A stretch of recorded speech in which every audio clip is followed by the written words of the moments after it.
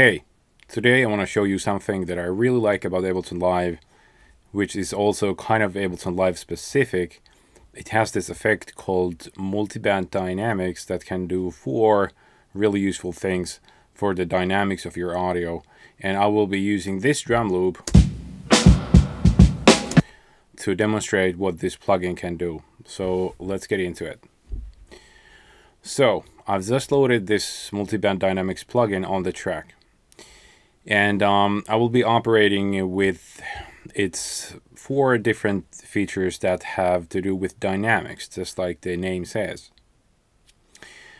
So let's just start here. Let's start looking at what this plugin has before any action. This plugin divides your signal into 3 different bands. You have lows, so often it's like sub frequencies. Then you have mid frequencies and you have high frequencies. So technically what the mids are determined by these controls. So lows here are 70 Hertz and below. I usually keep it around 70 Hertz because to me below 70 Hertz is sub frequency. So if I want to deal with sub bass, it'll be here. So what's above this is, well, it's above this, yeah. So above 70 Hertz reaching up to 2.5K is the mid frequencies. So the high frequencies is 2500 Hertz and up. So we have the 3 bands here. So let's see what we can actually do here. So Multiband Dynamics can control your dynamics. It can restrict the dynamics or make the dynamics bigger. Let's start here and let's restrict the dynamics a little bit. By the way, a quick info on these 3 things here. A is for above the signal, and I will get into it soon. So this deals with matters relating to how we treat the signal that is above a threshold.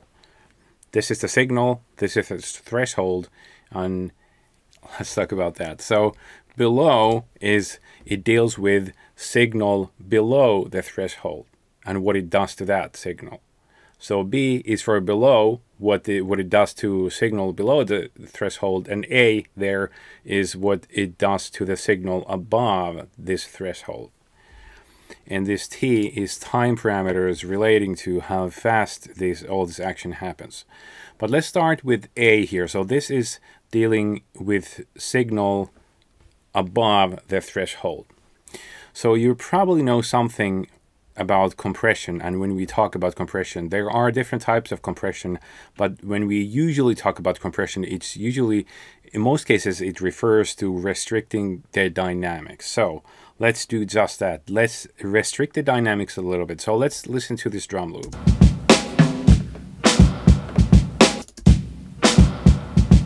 Let's say that I want to restrict the dynamics a little bit. I want to push down the signal that goes above the threshold.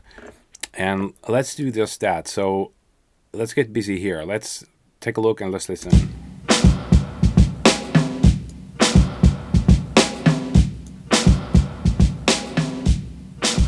You hear that? Let me control this a little bit. Now let's listen.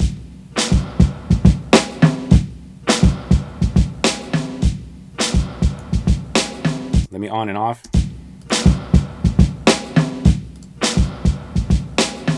So what I'm doing now, I'm restricting the dynamics of this mid band. You can solo and listen to what you have here. It's a lot of the snare drum and a bit of the kick drum. So I want to restrict the snare or the mid frequency. So the threshold for that is this. Like I said, this deals for A is for above, so it deals with signal that goes above the threshold. So the threshold is here. So when this frequency band goes above this threshold, when I set this to larger than 1, it'll start compressing it downwards, restricting the dynamics of this band. I repeat, when the signal goes above this threshold, which you can freely move, it starts restricting that frequency band when this parameter is above 1. And you can hear now that the snare drum gets really pinched. It gets really pushed down and controlled.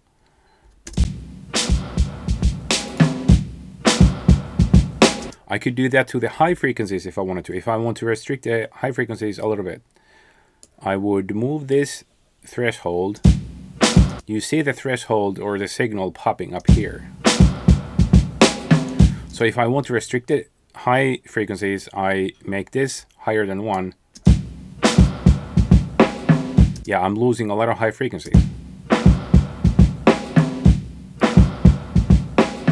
I'm going super lo-fi because I'm pushing down the mid frequencies and the high frequencies. So one thing to remember about this, when the signal goes above this threshold that you can set here, also here, and when this number here, this is the ratio, when the ratio is 1 to something that is larger than 1, the signal gets pushed down. That's the first type of dynamics control with this plugin. That's your normal compression. It pushes the signal down. Let's go to 1. So now it's not doing anything. Let's keep these controls and threshold as they were. And let me make this number less than 1. And pay attention to what happens. I'll let it loop twice as it is, so there's nothing happening. And then I'll change this to less than 0. Let's listen.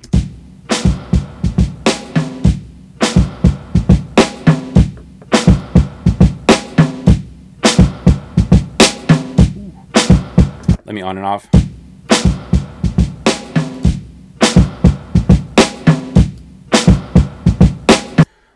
Let me compare so you will hear this.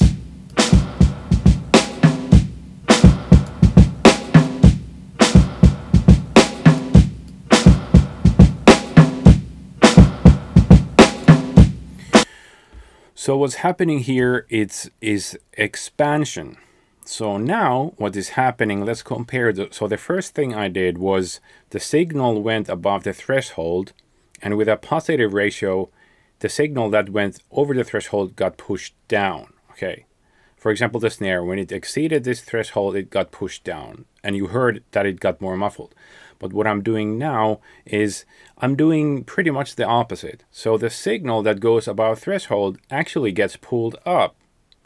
In the first example, it went down, but now it's going up. So what you hear is it's kind of getting louder, and even the snare is kind of hitting harder. So once again, let's compare. It starts hitting harder. It just becomes louder. So a use case for this, for example, if you have a drum loop that is kind of nice, but then the snare range is a little quiet and you want it to kind of pump whenever the snare hits, this would be the tool for that. So this is expansion, technically upward expansion, because there are two types of expansions. So far we have covered downward compression and upward expansion.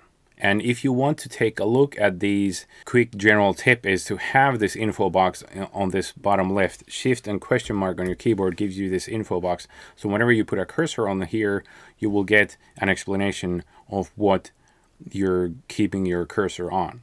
And this will also explain these things for you. So now let me reset these and let me go back to what this does. So let's start dealing with signal that is below threshold, and let's see what we can do. These two features are actually by far my favorite features relating to multiband dynamics, because this is pretty cool stuff. So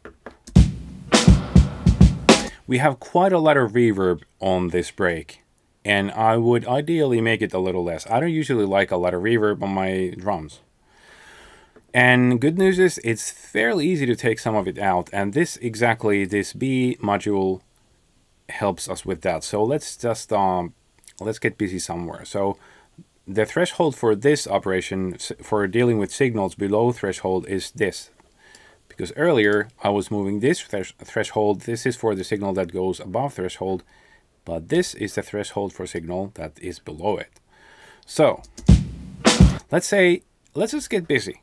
I'll take a look at the signal popping up here, and I'll set the threshold so that it I'll set the threshold kind of higher than the signal peaks.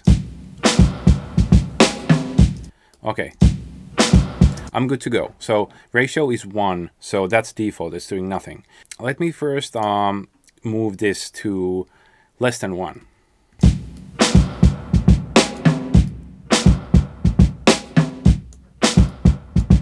On and off. Dude.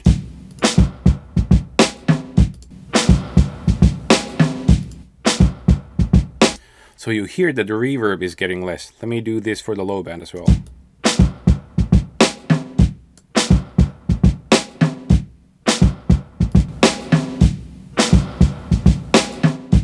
So what I'm doing here is gating.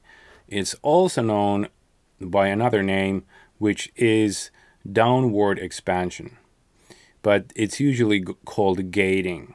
So what gating does is it kind of restricts some of the signal that is below threshold. So now I'm doing just that. So it's kind of letting the louder hits through, but it's kind of eating away the signal that's below threshold.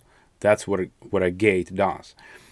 I think gates were originally invented for old studios, and the reason was there was always a lot of noise, and noise is somewhere here and speech is kind of louder. So the gates were set so that the noise was cut off. Noise was below threshold. So when there was no speech, the noise was cut off, and this does exactly that. So I'm gating the signal now. That's the downward expansion.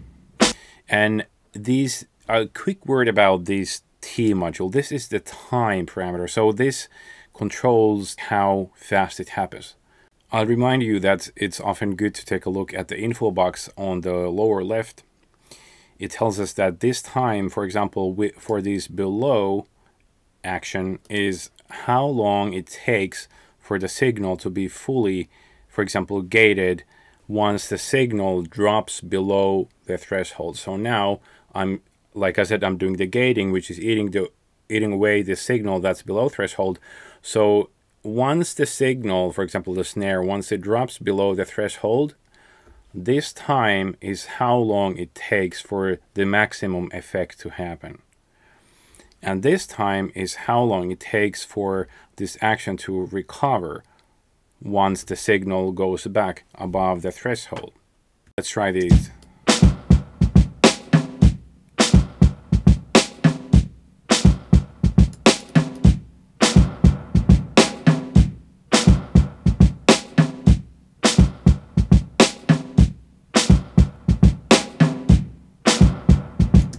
So you probably heard it that it definitely has an effect on the effect. Like when you go really fast, it does get too fast at some point, and it gets really choppy because there's a lot of action happening above the threshold, and it's really fast and it sounds unnatural. So when you make it a little longer, for example, you hear that it just sounds more natural. If you go really slow,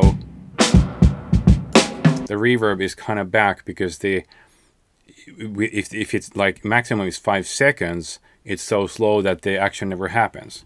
So it's good to play with these and find like a sweet spot that's most useful for you.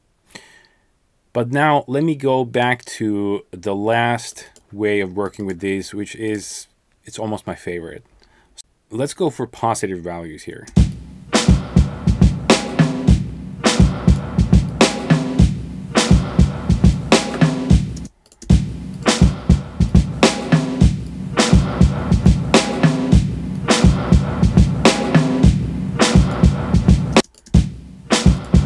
Doesn't it sound kind of amazing?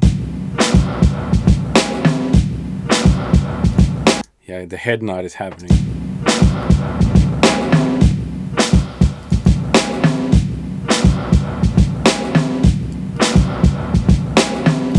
What's happening now is the stuff the audio that's below the threshold is getting pulled up. Technically, I'm pulling up a lot of the low level signal, like a lot of the reverb and a lot of the noise.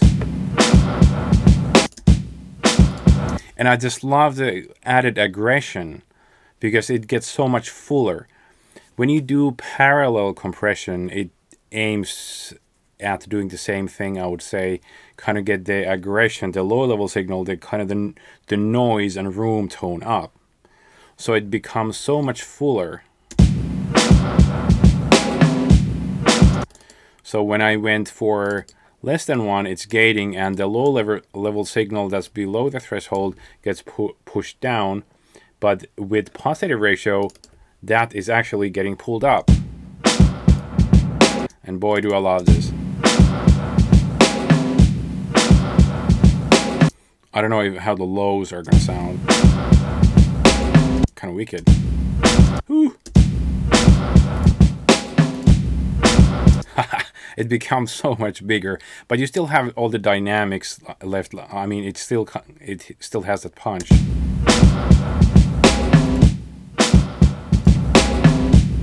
It's kind of rowdy, but in drum and bass and hip hop, you want to have it rowdy. So in a nutshell, that is it. So we covered 4 different things. So here's a quick verbal repeat of the thing. So we started with A, so that's a signal that goes above the threshold. So I started with the snare, so this is the threshold for that, and the intensity is here. When you go above 1, you're pushing this signal down once it exceeds the threshold. And when you go less than 1, the signal that exceeds the threshold gets pulled up. And this B module deals with signal that's below the threshold. So when you go less than 0, the signal that's below the threshold gets pushed down. So it's gating. And the last thing I did was bigger than 1, more than 1. So the signal that's below the threshold gets pulled up. So you get a lot of that noise and dirt up. So use this tool to restrict the dynamics or make it bigger. Make the signal kind of tighter and get the noise out, or pull the noise up. So these 4 actions with audio are your friend, and I just love this tool. That's very Ableton Live specific. That's it for now. Till the next time.